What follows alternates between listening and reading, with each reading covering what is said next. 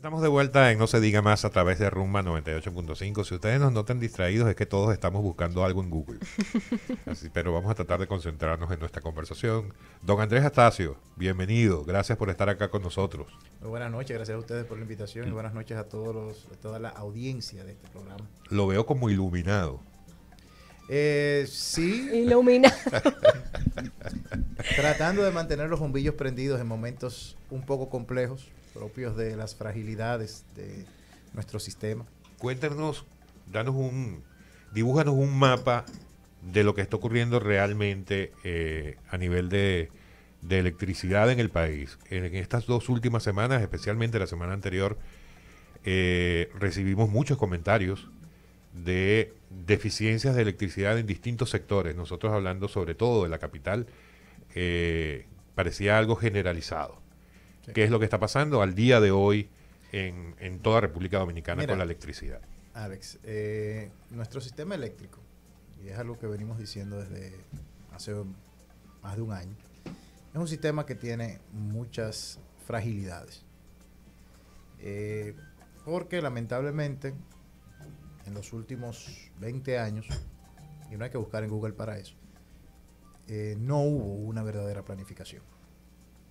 O sea, lamentablemente siempre hubo una represa a aceptar los crecimientos de la demanda eléctrica, se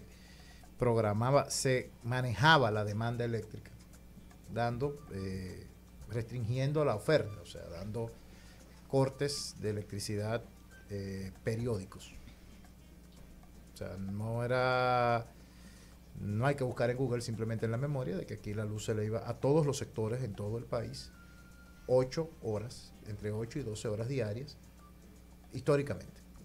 Esto evidentemente se corta en 2020, cuando ha llegado de la actual administración, y bueno, descubrimos que la capacidad instalada en República Dominicana es menor que la oferta, que la demanda nacional. Entonces, y que normalmente el sistema opera al ras, sin reserva. Y para hablar en términos coloquiales, producimos menos energía de la que necesitamos. En los momentos picos, sí. Y en los usuales, sobre todo ahora que entra el verano, el sistema tiene capacidad suficiente para cubrir las necesidades, pero no reservas. ¿Y por qué todo sistema debe de tener reservas? Se deben de tener reservas porque pueden ocurrir fallas en cualquier generadora. La semana pasada, por ejemplo, nosotros estamos ahora mismo, una de las centrales de Punta Catalina está ahora mismo en mantenimiento programado. Pero una central, la de AES Andrés, la semana pasada, tuvo una falla y tuvo que entrar a un mantenimiento correctivo no programado, que duró 5 días. Eso se tradujo en inestabilidad en el servicio. Cuando hablamos de mantenimiento programado, ¿cuántos días? Los mantenimientos programados depende del tipo que sea, si es mayor o menor. En el caso de Punta Catalina es un mantenimiento mayor que a principio de año se programó que iba a durar 45 días. Ese no nos generó el déficit. Ahora, al no tener reserva, al tener una falla de otra central, entonces tenemos ese déficit. En este momento, por ejemplo, yo no lo puedo negar, también tenemos un déficit de generación y es producto por algo que a la gente le puede parecer hasta gracioso, algo similar a las chichiguas aquellas de Julio Saurio. Pero bueno, creo que la generadora lo publicó hoy y me lo justifica, y es el sargazo. O sea, una gran cantidad de sargazo ha afectado a la generadora Itabo, y ellos que tienen que bombear agua para enfriar su sistema de generación, tuvieron que sacar de línea su planta. Y evidentemente eso se refleja en el servicio eléctrico. Esa es la razón fundamental. Son causas propias de un parque de generación frágil, propias de la ausencia de planificación y de que ha generado que hoy día no tengamos reservas para cubrir estas necesidades crecientes. Por eso es que el gobierno se ha enfrascado en este programa de licitaciones para ampliar la capacidad de generación existente. Y tal vez estamos tratando de romper aquella mala tradición de no planificar, y no nos enfocamos solamente en lo que se pueda instalar o lo que vamos a necesitar para esta administración, sino que lo que estamos viendo es cómo se planifica para la próxima década completa. Ese trabajo es a futuro, pero inmediatamente, o sea, ¿cómo ustedes piensan solucionar esa situación? Ahora mismo, por eso, cuando hicimos la planificación, la hicimos en 3 etapas. Le hicimos una planificación, una licitación para entrar en muy largo plazo, que es un proyecto país, que es las mencionadas plantas de Manzanillo. Otra planificación de mediano plazo, que debería de entrar en unos 24 meses, que son unos 800 megas, pero una planificación de corto plazo para que entren en este verano. Que ahí estamos ya en fase final para adjudicar de 200 a 400 megas. Y eso nos va a ayudar a paliar esta situación de ausencia de reservas. Andrés, hablamos de los planes para mejorar la generación, incrementar la generación en el país. Sin embargo, el sargazo es un tema que nos afecta ya.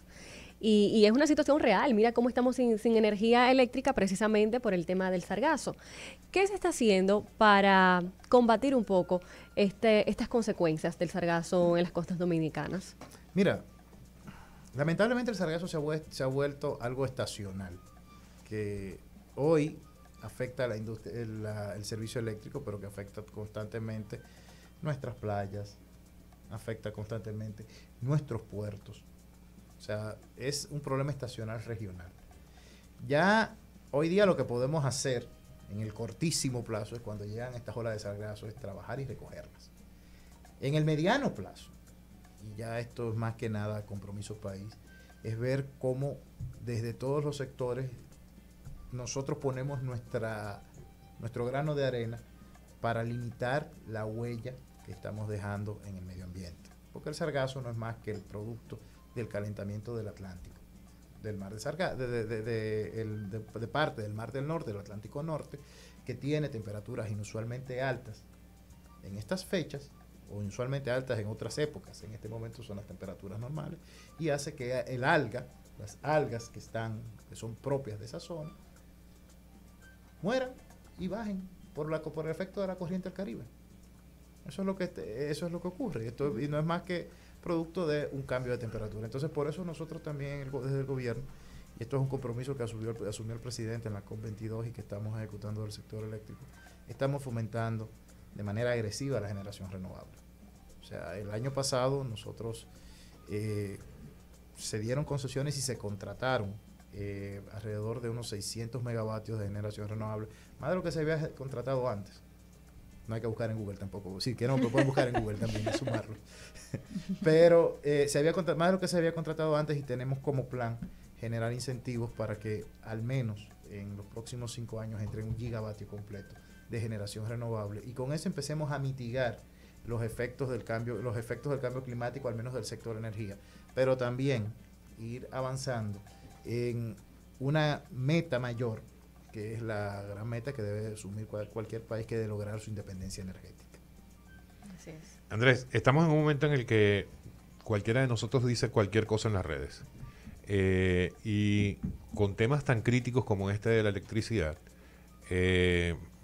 uno tiene que ser aún más responsable de lo que uno suele ser normalmente. Entonces, ¿por qué digo esto? Porque me gustaría a mí en lo particular, si nos puedes dimensionar qué significa esta parada que se está haciendo por consecuencia del sargazo, si hay algún sector en general que se ve más afectado que otro a nivel nacional, para que los que nos escuchan entiendan, oye, si no tengo luz en este momento es por eso, y si no me llegó a la luz en este momento tengo que esperar hasta mañana, o va a ser una cuestión de minutos. Que nos aclares un poco en detalle si tienes esa información a mano y nos la compartas. Yo no sé si, Paul, podemos ir de una vez a la pausa mientras Andrés se pone el día, espero que no en Google, sino en su data, ¿verdad? Y ya volvemos entonces con Andrés Astacio y No se diga más. Pa' que no se diga más, pa' que no se diga más. Bien, amigos, estamos de vuelta en No se diga más y continuamos con nuestro invitado de hoy, Andrés Astacio, del Consejo Unificado de las Empresas Distribuidoras de Electricidad. Antes de volver a darle la palabra, les recordamos que pueden seguirnos en vivo y en video a través de www.rumba985fm.com y también a través de nuestras redes sociales, No se diga más radio en Instagram y No se diga más RD en Twitter. Andrés, antes de la pausa te planteaba, ¿podemos dimensionar, podemos saber en detalle qué es lo que está siendo afectado, qué zonas están siendo afectadas y en qué dimensión por la paralización de la planta Itabo a raíz del sargazo. Mira, básicamente hoy en este momento tenemos a las 7, que fue el último corte que recibí. Hacemos cortes horarios. Teníamos 183 megas de déficit. Esos 183 megas de déficit nosotros, el sistema eléctrico, los ingenieros, cosa que yo no soy, hablan mucho de cosas, de términos como frecuencias, armónicos, etcétera. Parece como una orquesta, porque el sistema eléctrico requiere tener una sincronía, una sincronización entre la energía inyectada y la energía que es retirada. O sea, tiene que ser igual para que se mantenga el fluido. Entonces, esto hace que cuando hay situaciones de deslastre, el Centro de Control de Energía ordena que el deslastre sea más o menos similar en cada una de las concesiones. En ocasiones, el norte, por ejemplo, puede tener un poquito más, porque al estar más alejado de los puntos de consumo, pueden haber problemas de flujo. Ahora bien, 60 megavatios en la capital no es lo mismo que en el sur profundo, en cantidad de personas. Claro. Porque el consumo de una persona en el centro de la ciudad, una persona de clase media, es probablemente 4 o 5 veces el consumo de una persona en Neiva. Entonces, ¿qué tratamos nosotros de hacer? De hacer ese equilibrio y hacer una rotación, de forma tal que en situaciones como esta ningún usuario, o tratamos de que ningún usuario tenga más de 3 horas de interrupción. Entonces, por eso lo vamos rotando. En este momento las zonas van rotando, o sea, ahora a las 7 podemos empezar. Hoy, el día de hoy hemos tenido déficit prácticamente desde las 10 de la mañana. O sea, puede empezar, algunas personas han visto hoy interrupciones desde Higüey hasta Neiva o hasta Montecristi. Y en el Gran Santo Domingo también. ¿Por qué? Porque tratamos de hacerlo equitativo. Correcto. Para tratar de afectar lo menos posible la vida de los ciudadanos, o sea, la cotidianidad de los ciudadanos. Son 180 megas, estamos hablando de unos 150, 200 mil usuarios que ahora mismo no tienen el servicio. Si tú le preguntas a cualquiera mañana, te van a decir, sí, a mí se me fue la luz ayer, 2 o 3 horas. Claro, el tener una interrupción de la energía está molesto, que 15 minutos parecen 24 horas. Claro, claro. Nosotros lo reconocemos. Se había hablado de que a partir del inicio de 2022 se iban a empezar a incrementar las tarifas de la electricidad. Eso se hizo efectivo ese aumento. ¿Qué tanto ha impactado la factura mensual? Mira, eso se acordó y se está ejecutando. O sea, se acordó en el pacto eléctrico. No es una decisión del gobierno. Es una decisión social, porque las tarifas eléctricas tenían 10 años, 11 años que no se actualizaban. ¿Cuánto han subido? Bueno, en los últimos meses, esta es la tercera actualización, son 21 actualizaciones corridas. La tarifa ha subido alrededor de un 15%. Ahora, ese 17% no se justifica solamente en el incremento previsto en el pacto, o sea, en el incremento del aumento del margen de las empresas distribuidoras, sino también otro elemento previsto en el pacto de que las tarifas empezaran a reflejar los costos reales de los combustibles y los costos reales del tipo de cambio. Ahora bien, ¿qué ha hecho el gobierno? El gobierno no ha traspasado la variación del costo de combustibles en su totalidad a la población. De hecho, lo que se ha traspasado es menos del 10% de la variación del costo de los combustibles. Para que tengamos una idea de lo que significa esto. El mes de mayo del año 2021, una tonelada de carbón costaba alrededor de $70. En el mes de mayo, al día de hoy, se cotizó en el mercado internacional a $424. O sea, eso es que 6 veces más el precio de hace un año. El gas natural, para estas fechas, el gobierno dominicano cerró un hedge, un seguro, garantizando un volumen de gas natural de alrededor de 65 terabTUs. Nos criticaron muchísimo por ello. Algunos me dijeron que estábamos apostando contra la estacionalidad. Bueno, pero los seguros son seguros y lamentablemente lo hemos usado. Hoy, el gas natural que nosotros capeamos a 3.25 cuesta 8.50. 3 veces más. Exacto. Y lo del petróleo, yo creo que es de consumo general. El petróleo hace un año costaba $60 el barril, ahora cuesta, hoy estaba cotizándose entre 114 y 118 dólares el barril. O sea, ha habido un incremento y esta es una etapa inusual y es producto de toda esta incertidumbre que hay en el mundo, sobre todo en los mercados energéticos, producto de que el mundo está cerrando la llave del mayor exportador de combustibles del planeta, que era Rusia. Entonces, ante esa situación hay una gran volatilidad de precios y ha habido una gran presión para los costos de la electricidad.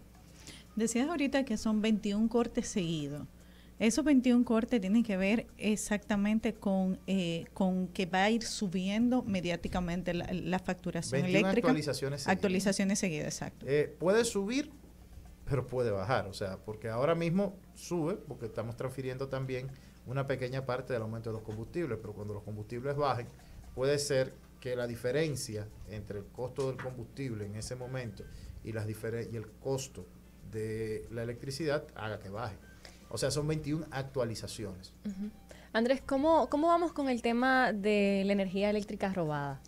Bueno, ¿Cómo estamos enfrentando esa situación? Mira, tú sabes que ese es el gran reto, el reto eterno del sistema eléctrico nacional, sobre todo desde las distribuidoras de electricidad.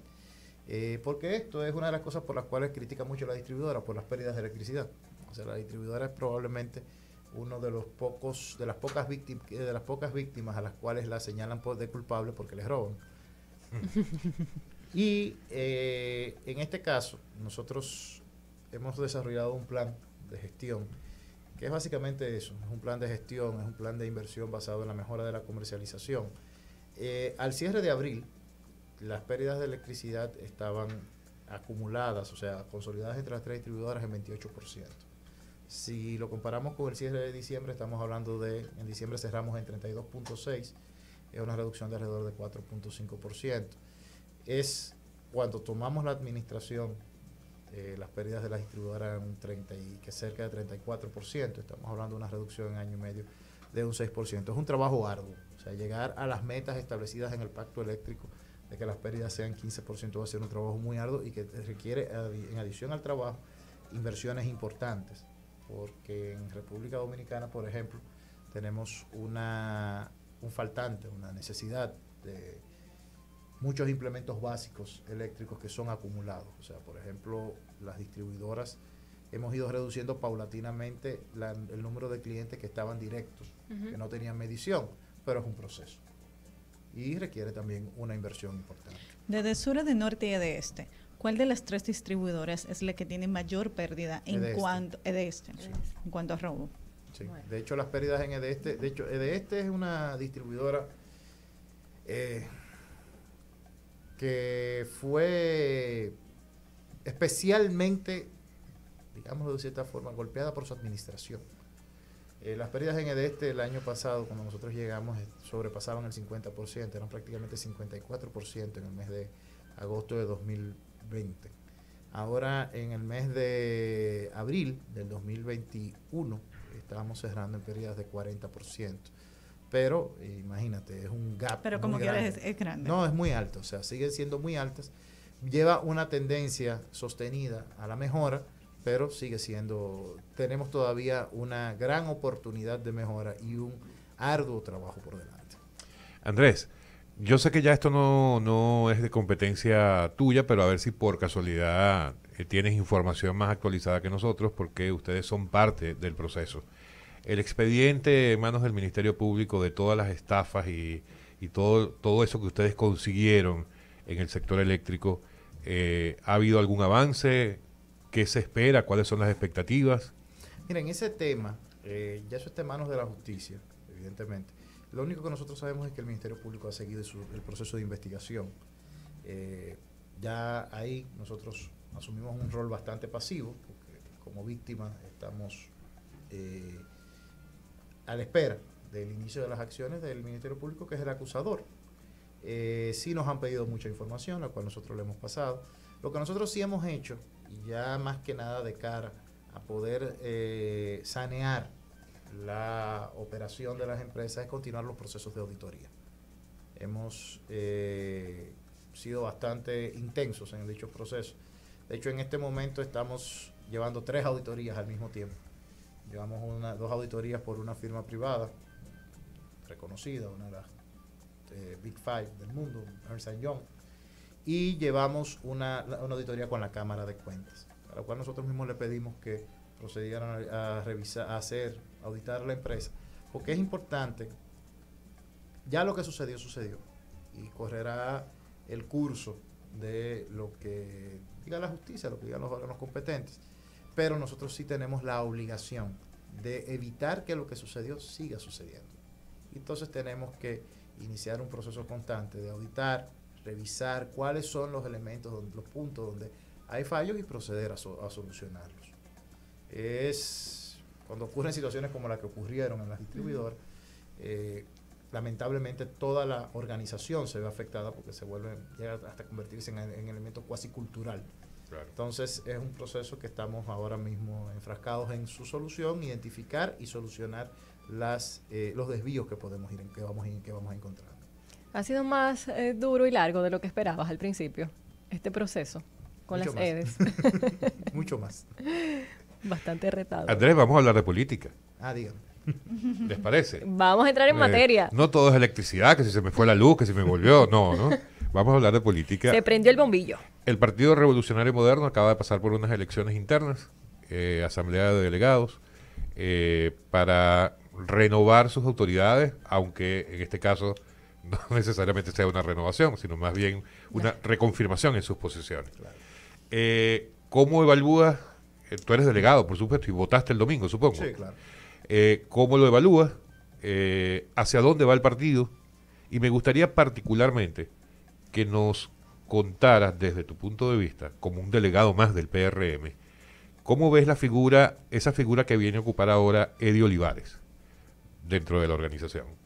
Mira, lo primero es que para mí, tal vez aquí yo soy en mi condición de delegado, en mi condición de miembro del Comité Nacional del Partido, tal vez yo soy una voz interesada, pero para mí el proceso fue un éxito.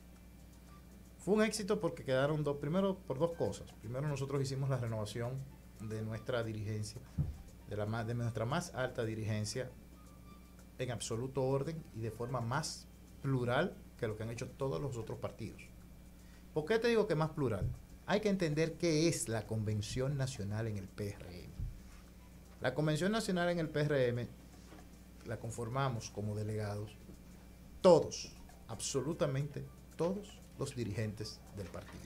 ¿Por qué? Porque son delegados desde los miembros de la dirección ejecutiva, el presidente que está en funciones en ese momento, los que somos miembros del Comité Nacional, pero también son delegados los presidentes de los comités municipales, los secretarios generales de los comités municipales, los presidentes, los secretarios generales, y miembros de los comités, de los frentes sectoriales, pero también son delegados los miembros de las secretarías, de todas las secretarías del partido. Es decir, es un universo amplio y es representativo de la base del partido. Quienes somos delegados, somos personas, somos literalmente los que representamos a toda la militancia. Y hay que recordar algo: la democracia en República Dominicana, según la Constitución de la República, es esencialmente representativa. Y si vamos a hacer comparaciones, la dirección de un partido de oposición actual eligió su comité central. Y la dirección de otro partido de oposición le eligió su presidente. O sea, si vamos a esto, el PRM es el partido que ha sido más democrático en la elección de su dirigencia. Por otro lado, para mí también ha quedado demostrada la unidad del partido. A diferencia de otras épocas en las que dentro de nuestro polo político, cuando llegaba el partido que representaba ese polo político, que hoy es el PRM, que antes en un pasado fue el PRD, que habían divergencias internas, hoy en el PRM no hay tales divergencias internas. Evidentemente, hay opiniones que pueden ser divergentes, pero la posición mayoritaria es una sola. Y está perfectamente alineada y está perfectamente unificada. Y eso lo manifestó la misma convención, lo manifestó la toma de decisiones en el Comité Nacional. En el Comité Nacional, un diputado, con todo el derecho que le asiste, se paró y planteó una posición diferente a la que planteaba la dirección ejecutiva. ¿Cuántas personas hay inscritos actualmente en el PRM? El PRM tiene 1 millón de personas. 1 millón de personas. ¿Y cuántas personas pudieron votar? Fuimos convocados 1.122. 1.122. Sí, delegados. De 1 millón de personas. Sí, de 1 millón de inscritos. De inscritos. Ahora, tú tienes que entender también cuáles son los tipos de inscritos que hay en el partido. O sea, ¿por qué y cómo y de dónde surgen estos delegados? Porque yo soy delegado, porque en el proceso anterior, en el cual que fue prácticamente el proceso fundacional, el primer proceso postfundacional del partido, a los que fuimos delegados hoy, sí nos sometimos al concurso de las bases completamente. Y eso tenía una razón de ser, porque era el primer proceso. Porque ninguno podíamos exhibir en ese momento que teníamos una representación real. Pero ¿cuál era la situación en este momento, por ejemplo, si en aquel momento ustedes se pudieron someter a las bases del partido? ¿Por qué, si lo que buscan realmente como partido, que su nombre lo indica, Partido Revolucionario Moderno, o sea, modernidad, transformación, ¿verdad? Entonces, ¿por qué no hacerlo abierto? ¿Por qué no hacerlo como lo hicieron la otra vez? Y no solamente, o sea, una cuestión de delegados. Vuelvo y te repito. Si lo vemos, el PRM de hoy tiene que estar enfocado en 2 cosas, esencialmente. El PRM tiene la responsabilidad de gobernar, de acompañar al presidente de la República en la labor de gobierno. Y no podemos distraernos de ello, porque es el primer mandato que nos han dado. Un proceso interno es una campaña interna. Y lamentablemente, o sea, yo hablaba hace un minuto de electricidad, pero ahora estoy más feliz hablando de política, porque yo no conseguí el puesto que tengo por LinkedIn. Ni por Google. Ni por Google. No. No. Fue porque yo soy miembro de un partido político. Claro.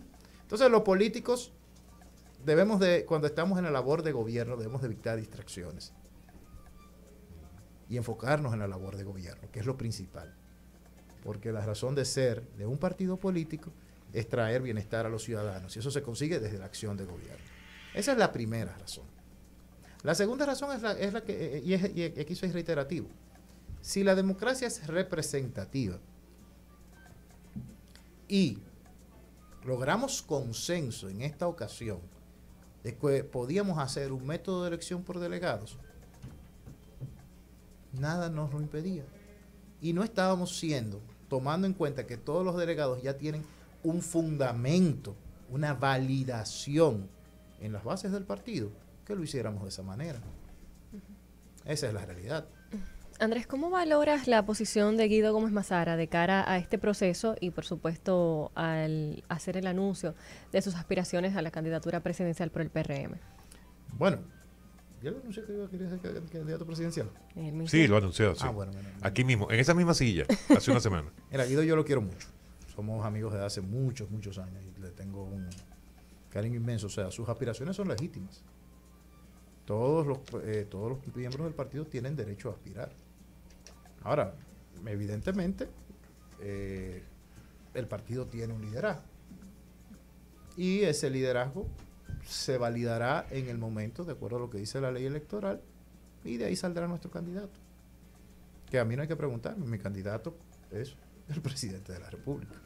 Muy bien. Tú sabes que cuando hablan de procesos internos, e independientemente del PRM, yo soy de los que pienso que allí no debería meterse nadie, más que los que están allá adentro. O sea, si el PLD decide que su directiva la escoge el comité político y eso está establecido dentro de sus estatutos y lo permite la ley electoral o la ley de partidos políticos, ahí nadie debería criticar ni meterse.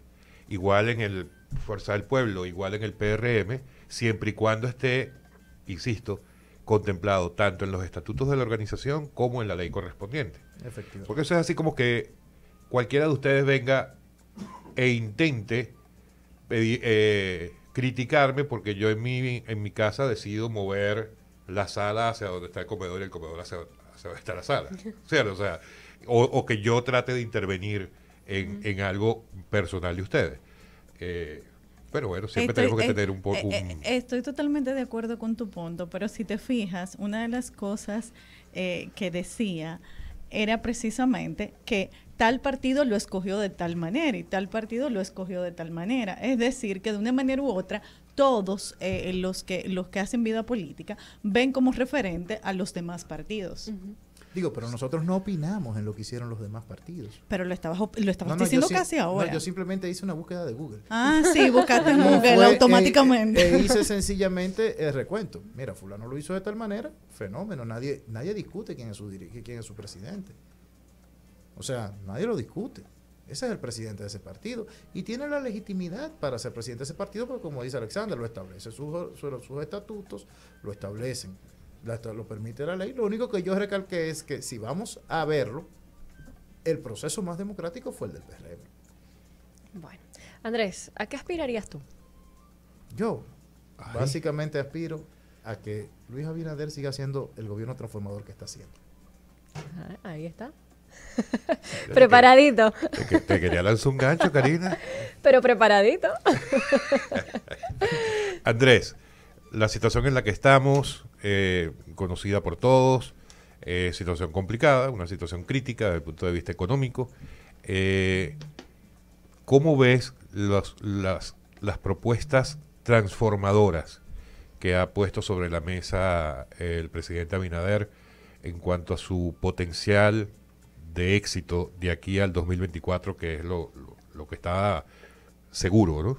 Mira, es interesante, de hecho, lo comentaba, lo escuché del mismo, tal vez me excedo, pero pongo un ejemplo, por ejemplo, de las 12 reformas que él lanzó, y yo he sido delegado en una de esas mesas, que es la de transparencia y reforma del Estado, y en esa mesa de 6 iniciativas que se presentaron, ya fueron consensuadas 5.